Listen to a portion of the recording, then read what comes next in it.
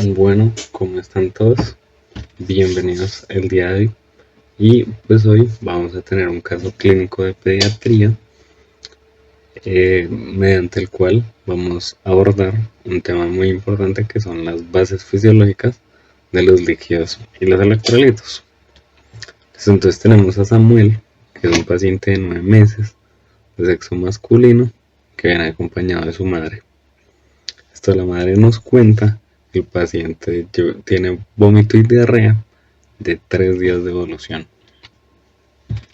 Tenemos un lactante menor de 9 meses de edad con un cuadro de 3 días de evolución de vómito de contenido alimentario.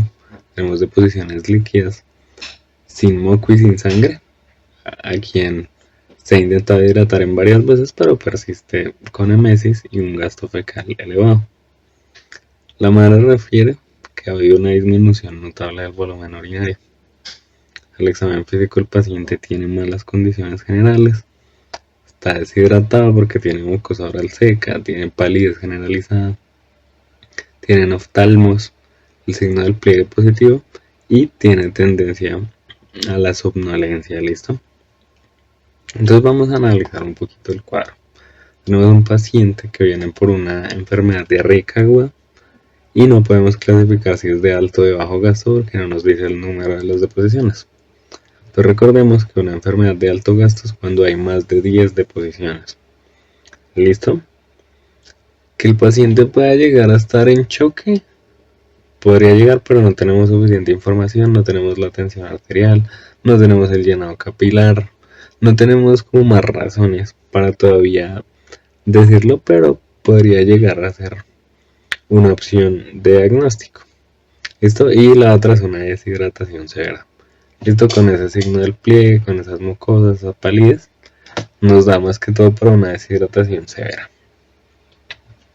Entonces pues aquí puse los diagnósticos que ya les acabo de mencionar con el análisis que les expliqué. Y dentro de paraclínicos lo mejor sería solicitarle un hemograma, unos electrolitos, un coproscópico, unos gases arteriales y un BUN y una creatinina, listo, para ver cómo está el riñón.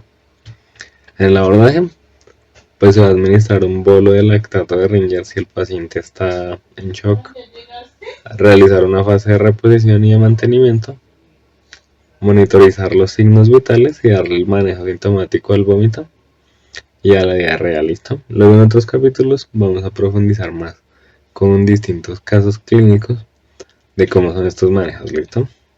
Entonces vamos a hablar ahora con base en esto de las bases de este tema. Lo primero es la composición de los líquidos en los diferentes compartimentos. Entonces, un recién nacido a término, su porcentaje de agua corporal es de un 75 a un 80%. En un prematuro puede ser hasta mucho más. Por ejemplo, en esta tabla nos muestran que en el nacido a término es 70-75 y el prematuro es 75-80. Pero mientras más prematuro sea, más agua va a ser, llegando hasta porcentajes del 90% incluso. También vemos que en el hombre y en la mujer, los hombres tenemos un poquito más de porcentaje que las mujeres, pero no varía muchísimo. En esta gráfica les muestro los distintos compartimentos del cuerpo. Entonces pues tenemos los fluidos y los sólidos. Es el 60% de los fluidos y el 40% de los sólidos. Entonces 2/3 de este 60%, es decir 40%, hace parte del líquido intracelular. Y 1/3 de esto, que sería el 20%, está conformado por el intersticio y el plasma. El intersticio conforma un 80% de este líquido extracelular y el plasma un 20%.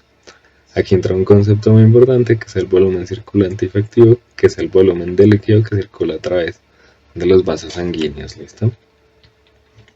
En esta imagen también vemos los diferentes electrolitos o componentes de tanto el líquido intracelular como el líquido extracelular.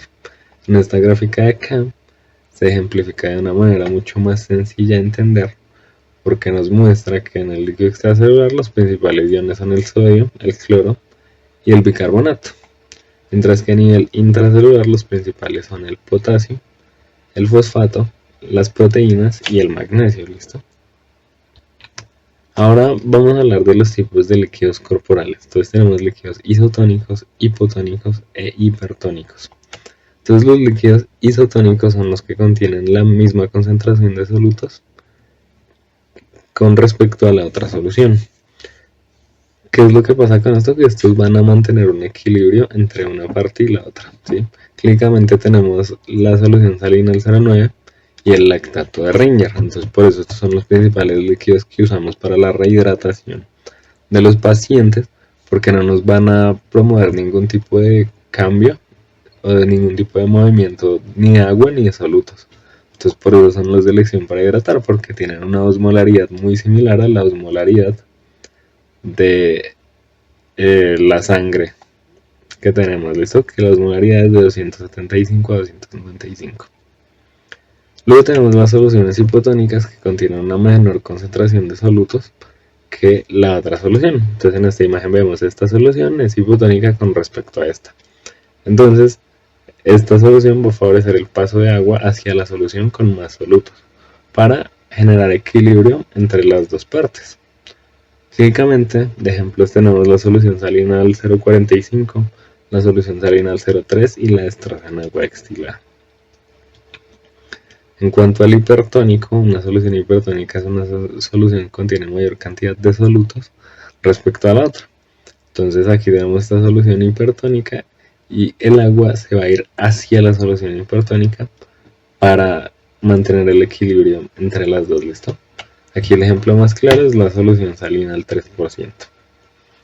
Ahora vamos a hablar de los tipos de movimientos de líquidos en el organismo. Entonces el primero es la difusión, ¿listo? La difusión hace parte de un tipo de transporte que es el transporte pasivo. La difusión nos dice que es el movimiento de partículas, es decir, solutos de un lugar de mayor concentración a un lugar de menor concentración. Y es un transporte que no requiere energía.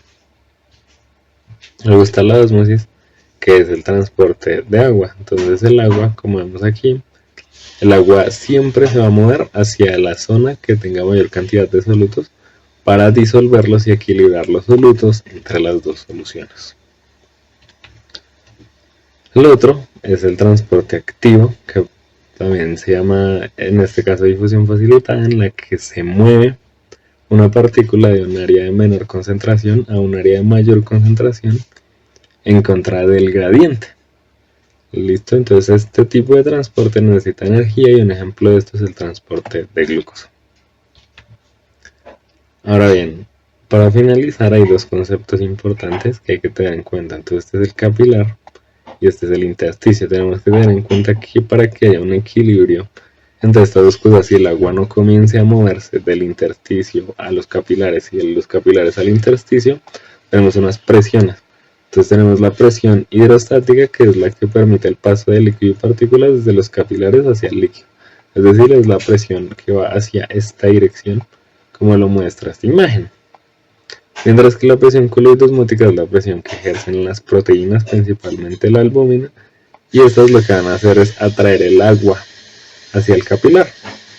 Entonces la presión hidrostática lo que va a permitir es que las diferentes partículas o proteínas necesarias para distintos procesos vayan hacia el intersticio y lleguen a las células, mientras que la cloidosmótica va a atraer el agua hacia los vasos sanguíneos, los capilares, para mantener este equilibrio y pues que el agua pueda llegar a distintos órganos, hidratar y etc. Entonces esto es clave porque son las bases de este proceso, ¿listo? Ya nos vemos en un próximo video. Gracias.